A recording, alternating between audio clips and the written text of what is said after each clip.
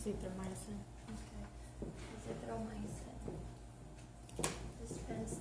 Again, this math problems are for calculation purposes. They may not be the exact prescription, or in reality, we don't prescribe it as such. Two-stat, this is your doctor's instruction or your SIG, then 1 QD. Okay.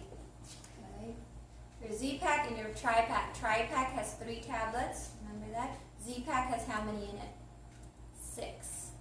Okay. I'll discuss that once we get to antibiotics. Zithromax, 2-stat, then 1 QD. You have to compute for a day's supply.